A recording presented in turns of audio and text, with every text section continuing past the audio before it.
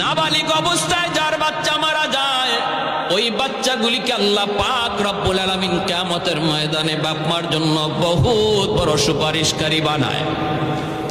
বাচ্চাগুলি আল্লাহর কাছে ডাক দেয়া কয়, মালিক, ও মালিক, তুমি আমারে দুনিয়াতে পাঠাইছো, পাঠানোর সময় আমার মা কত কষ্ট করছেন, জান বের হয়ে যায় অবস্থা। এরপরে আমি দুনিয়াতে আসলাম, এত কষ্ট আমি মাকে দিলাম, কিন্তু মার কোনো খেদমত আমি করতে পারলাম না, আমার মা ঋণ আমি শোধ করতে পারলাম না।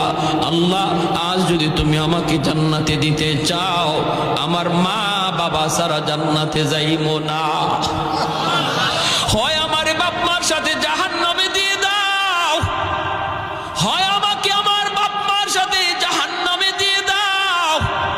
রব্বুল আলামিন তখন বলে, বান্দারে, আমি আল্লাহর আদত হচ্ছে জাহান্নামীকে জান্নাতে দেওয়া, কিন্তু